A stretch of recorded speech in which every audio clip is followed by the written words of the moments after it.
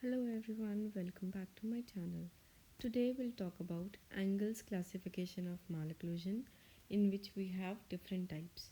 We have class 1, class 2 and class 3 malocclusion.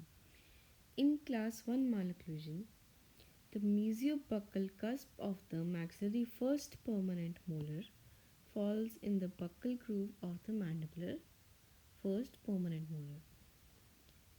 So this is class 1 molar relation, and class 1 malocclusion will be class 1 molar relation with either spacing, crowding or proclination.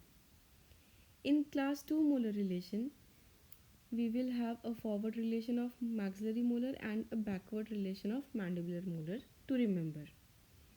In this, the distobuccal cusp of the maxillary first permanent molar falls in the buccal groove. So in this we have two types. This is a full unit class 2 where there is a class 2 molar relation with either it could be div 1 or div 2, which we will discuss later in further videos, or it could be a half unit class 2. In this we also call it as end on molar relation, where the mesiobuccal cusp has a relationship with the mesiobuccal cusp of the lower first molar. Now, in class 3 malocclusion, we have a forward relationship of mandibular molar and a backward relationship of maxillary molar.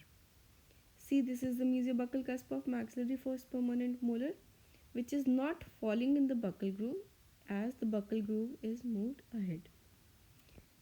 So, in class 3 malocclusion, we have a class 3 molar relation. There is a backward relationship of the maxillary teeth and forward relationship of the mandibular teeth.